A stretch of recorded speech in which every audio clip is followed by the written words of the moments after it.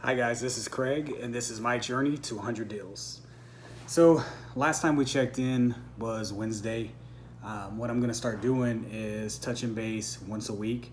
Every day seemed to be pretty hard. I'm really out there hustling, trying to talk to people, marketing, setting up meetings, driving all over the place. So I'm sure if you guys are doing this, you guys will definitely understand. So a little recap of this week. It was my birthday, we had a holiday, so got all that stuff out of the way. Bandit signs. So I did receive a call from a Watauga police officer about my bandit signs. I was actually putting out a bandit sign when Fort Worth code compliance rolls up, starts talking at me, jumps out, and basically tells me that he's going to give me a ticket and we can't do it. So of course I'm new, and I kind of explained it to him and broke it down and told him, look, I didn't know the laws, don't know exactly what's going on. He basically took the 7 or so signs that I had and threw them in the back of his truck and let me go. So we know that the bandit signs you just got to be creative, I guess, with how you put them out. So for me, it's still going to be a work in progress. I have a couple ideas as far as marketing goes that I think I've spoken to the city about a couple things, and once I try them, I'll let you guys know. But I'm really hoping to be able to kind of skirt around that, do what the bandit signs do, but not actually put them out. I'm still going to try to figure out a way to put them out, but I do have some ideas to kind of offset that, especially in the areas where they seem to be really targeted. And I really kind of felt for the code compliance guy. I mean, in the area that I'm putting it in, there's just been a ton of signs, so I can understand. With that being said, the bandit signs absolutely work. There's no question about it. They absolutely work. You receive calls. I've received calls. The people that I know have received calls. So they absolutely work. I think it's going to be a necessity.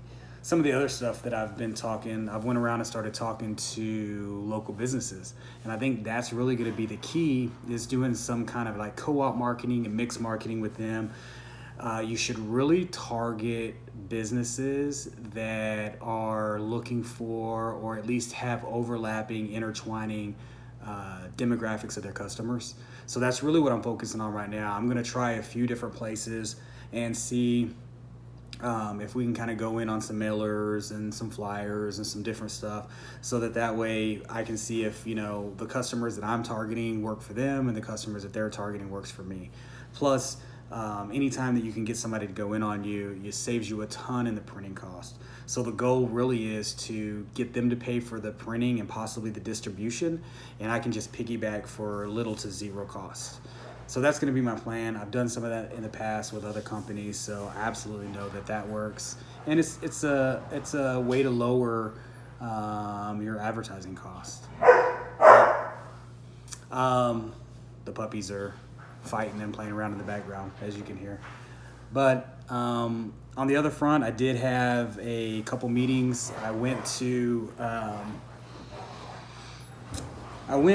So I had a meeting with a lady in Joshua, kind of out, in a rural area. And I had talked to her on the phone. I had text back and forth.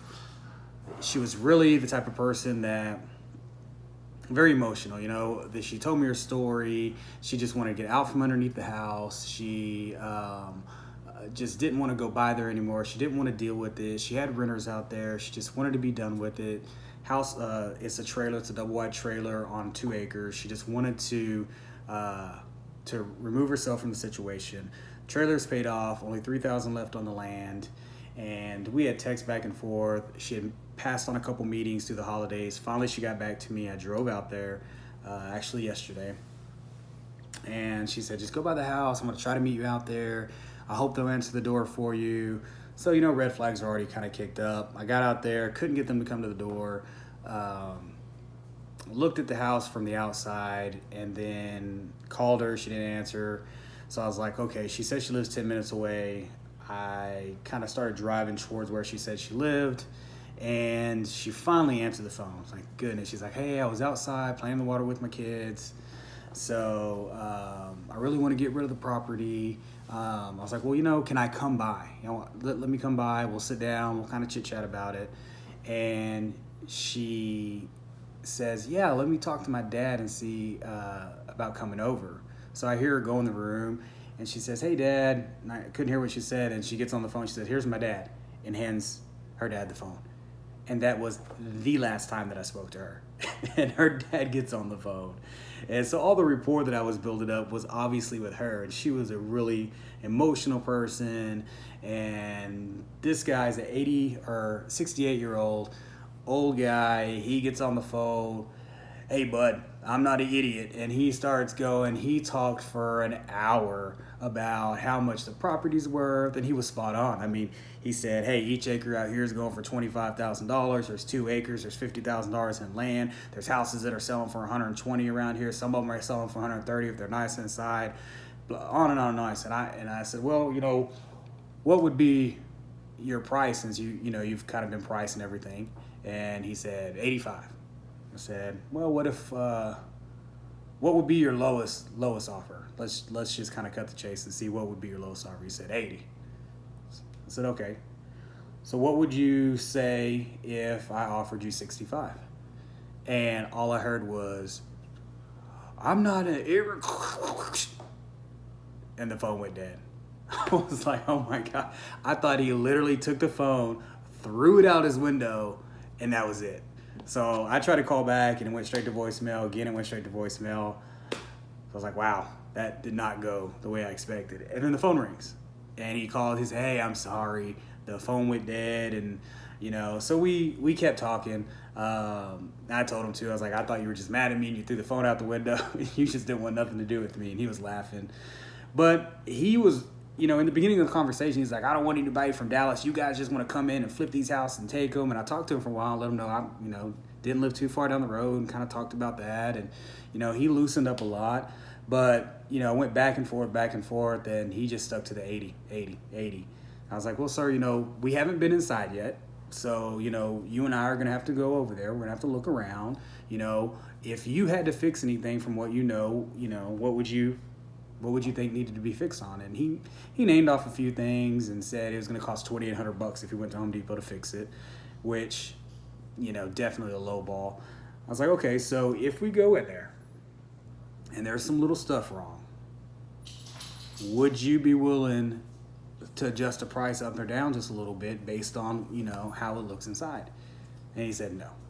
So at that point, I already knew that, the guy was just going to be hard to deal with. He was going to be hard to negotiate. He was stuck on that 80 number, and there was nothing he can do about it.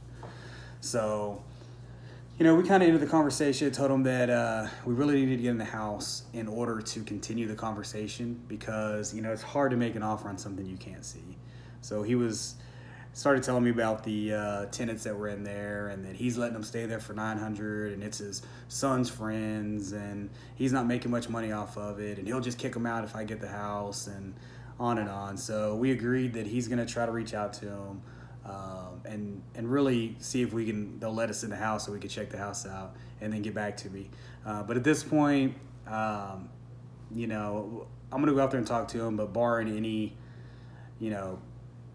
I guess, unique situations that happen whenever I go talk to him. I'm not super optimistic on an owner finance deal with him. He's, older guy. He owns several businesses, and he knows the market. So if he's wanting cash, I'm not sure that I'm going to be able to do that particular deal. But it was a great experience, and it taught me that just because you can kind of come in and build rapport with one, that other one can come in and change the entire dynamics of the deal. So I'm really going to shoot to try to understand that better, the dynamics of who's going to be involved in the conversation, and see if I can get everybody involved in the conversation at an early point so that that way I kind of level the playing field, so to speak. But hey guys, that's what I learned this week. I'm going to touch base again next week, and hopefully I'll have a little bit better news. And as soon as I get a deal, I can kind of break down the deal with you guys. All right, if you haven't subscribed, hit the subscribe button, and you can hear all my crazy stories and join me on my journey to 100 deals.